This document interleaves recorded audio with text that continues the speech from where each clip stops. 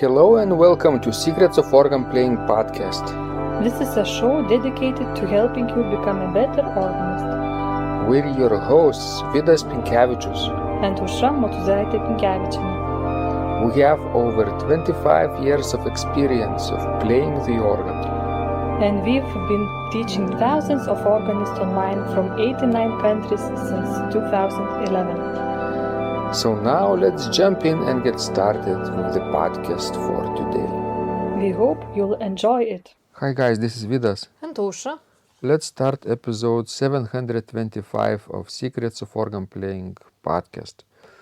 This question was sent by Steve, and he wants to know, is it possible at 78 years old to memorize? So, of course, we're not at that age, Aušra, yet. But what are your initial thoughts? I would say for somebody it's possible and for others it's not. It depends on what your condition is at that age. Because don't have dementia or Alzheimer, so then why not? Of course, the process will be much harder than for a young person to memorize, but it's possible. Of course, it depends on how you used your brain over the years. Is it safe to assume that Steve doesn't have dementia or Alzheimer's? Because he's asking this question. Definitely, but I cannot answer just considering one person. I need to see broader spectrum of things. And even without the dementia and Alzheimer, if you have never learned, for example, any foreign languages or do any other active brain work, it might be harder to memorize. Because let's face it, what it's very easy for a kid or teenager to do, or for, let's say, person during his students' years, yes, it's harder for older. And with each year, it's harder and harder to do things and to learn new things and to memorize. It just takes, much more time and much more effort. Since we're doing organ playing for decades now, it's obviously a different situation for us, right? Because when we learn organ repertoire and if we want to memorize, we want to employ all our skills, not just note reading, but also harmonic thinking, theory understanding, and that also facilitates memorization. But let's say that we are learning a foreign language like Polish, right? Yes. We've been learning Polish for a few years now. 3 years. 3 years. And do you think, Aušra, that it's now more difficult to learn new words in this foreign language than, let's say, when you were 20 years old or 15 years old? Of course, definitely it's much harder. At the beginning I thought it will be impossible, but actually I saw that it's not impossible, it just takes more time. Yes, it's not impossible, but it takes more time. That's the main takeaway for this, obviously, subject. And that also applies in organ playing and organ memorization.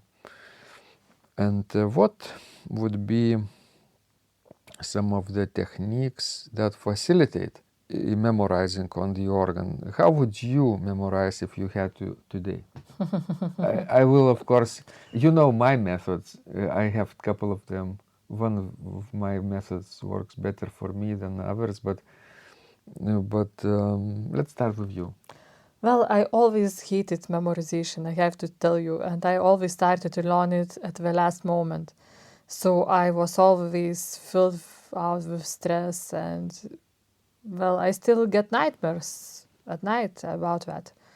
Dreaming that I have to go and to play and perform and I don't remember anything. So, but how I learned this, when I had to memorize, I would just repeat the piece over and over and over again. And that is very, very... That's a very insufficient method. Yes. And when I Not would recommended. when I would learn a few spots that I could start, to play, if something would happen. Let's say if the piece is, let's say 5 pages long, yes. So I would know maybe 3-4 spots where I could pick up and play. And that's it. That's how I memorized. But of course, that's a very, very bad method. And But most people memorize like that. yes, and I also memorized like this for a long time until I came across two methods. One would be by Helmut Walcha, the blind German organist, teacher of our professor George Ritchie. And he was, of course, Bach's scholar and recorded all of the complete works of J.S. Bach. So, since he was blind, he would ask his student or maybe even his wife, I don't know, maybe his student mostly, to play an excerpt, like a phrase of Bach's work, and then repeat it for him a few times, and then he would memorize. But he wouldn't want to play entire excerpt, all the voices, but just one single line, like soprano line, 2 measures, right? Or 4 measures, I don't know exactly how long, and so on, separate lines, soprano, alto, tenor, and bass, and he would repeat each of them on the organ. And then when he could memorize each of those fragments separately, he would just combine in his head from memory all of them on the organ. I'm not sure if he would do all 4 right away or combinations like 2 or 3 voices at first. But initially what he did was to learn polyphonic music, memorizing separate voices. That's how he did, Helmut Walcha from Germany, and that's how George Ritchie taught us this method as well. Right, Osha? Have you tried it out? Yes, he insisted I actually learn one piece. So that was at the end of my doctoral studies at the University of Nebraska-Lincoln. And he wanted me to learn fugue, the fugues in C major, from Prelude and Fugue in C major, BWV 547. So I did this with him, not the prelude part, but the fugue part. Prelude part I think memorized on my own in a different fashion, but I learned Helmut Walcha's method on the fugue. Did you enjoy it? No, that's not my favorite method. It's very painful to do memorization of single voices at first, and it's very tedious work and slow.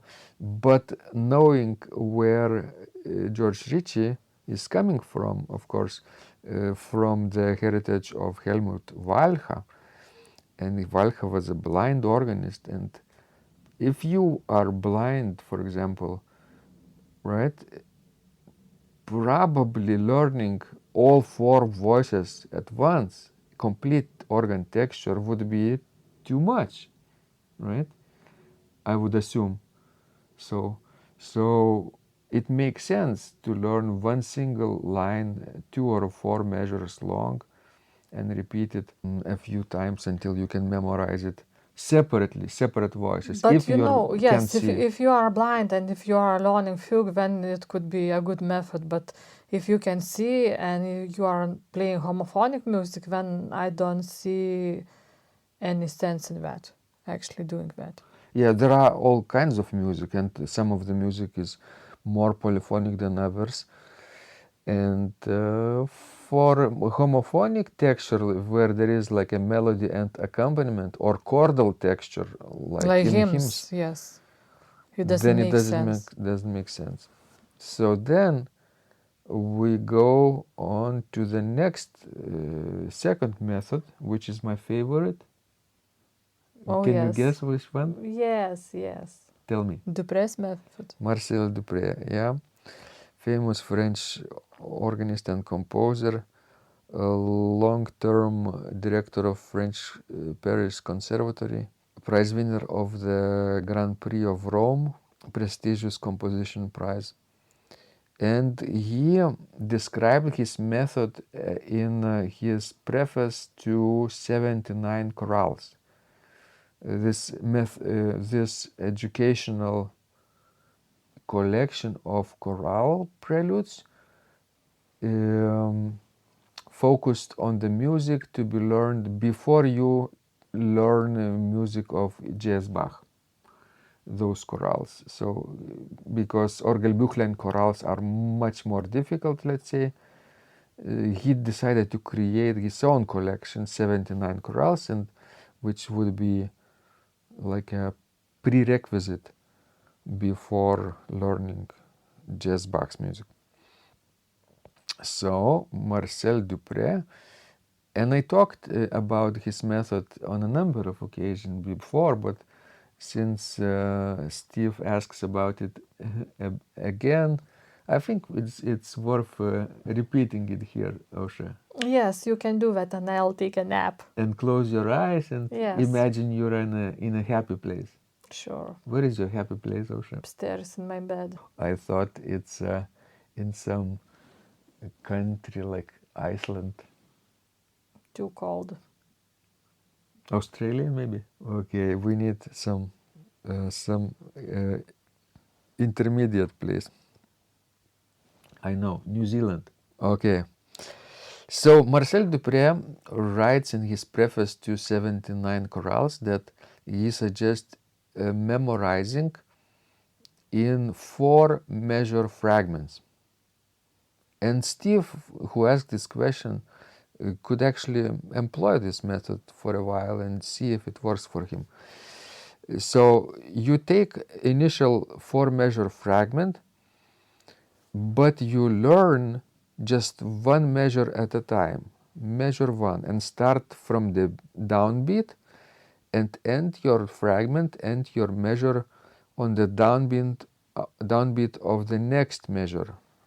Always end your fragment on the downbeat of the next measure, because that's how you connect the old fragment with the new fragment later on. Right? So you repeat 5 times. And now, I don't know, Marcel Dupré didn't say how many times you have to repeat it. But for me, I would repeat this first measure 5 times while looking at the score, and then 5 times without looking at the score, and it works for me. It's sufficient enough of repetitions to memorize 1 measure. 10 repetitions basically. And then you do the same thing but for the second measure. Start on the downbeat of the second measure and end on the downbeat of the third measure. Are you awake, Osha? Are you awake? Sleeping. Yeah. All right. Osha is dreaming about New Zealand. And then do the same thing for the measure number 3 and measure number 4. So to recap, you first learned measures 1, 2, 3, and 4 separately, playing 10 times, 5 times while looking at the score and 5 times without looking at the score. And what happens next is very interesting. You learn 2 measures at a time of the same fragment. You don't go on to the next fragment, but just take measure 1 and 2 and do the same thing. 5 times looking at the score, 5 times without looking at the score. And end this fragment at the downbeat of measure 3, right? Always at the new fragment. Osha is showing me desperate signs to stop. No, I will not stop. and then you learn measure 2 and 3 this way, and then 3 and 4, right? So you're done with 2 measure fragments this way. And then do the same with 3 measure fragments, measures 1, 2, 3 together, and 2, 3, 4 together. And only then do you have to memorize 4 measures at a time, 1, 2, 3, and 4. And by this time it's like second nature for you. You have repeated it so many times and it's so easy. And you know, Osha, what's the good thing? You only spend 15 minutes for this fragment, for 4 measures. It takes just 15 minutes. But you know, now I'm thinking, let's say, about Symphony by Louis Vierne. Yeah, Yes, the piece lasts, you know, like for half an hour, yes. Has, I don't know what, 100 pages long, how many measures are there? So how much time would you need to do that? I'll tell you exactly how many hours. 4 measures last about 15 seconds. So you have 4 fragments in 1 minute. Okay, So okay. for 30 minutes you have 120 fragments to learn. What if you have like sequences like in Vivaldi's music? Do you need to do that boring stuff over and over again if it's just the same in another key and you can play it right away? Maybe it gets easier with some places. Or Yeah. let's say you're playing sonata form where you have, you know, exposition and then recapitulation. Then you obviously can skip this part. Okay, I thought that you have still to do everything in this very boring No, way. if it's repeating, you can just repeat, but without memorizing, because you already have memorized it. Right? The tricky part when you learn 4 measure fragments is, of course, to combine those fragments later. On day 2, you don't only learn fragment number 2 measures 5, 4, 5, 6, 7, and 8. On day 2 you have to refresh fragment 1 with measures 1, 2, 3, and 4, and so on. Every day you start with refreshing old material. Killing me softly. I know, but it's so cool because then you can learn entire symphony without any pain. Without any pain, you call it? Yeah. You need to be so patient and you need to have so much time. 15 minutes a day, isn't that But how long the process will take?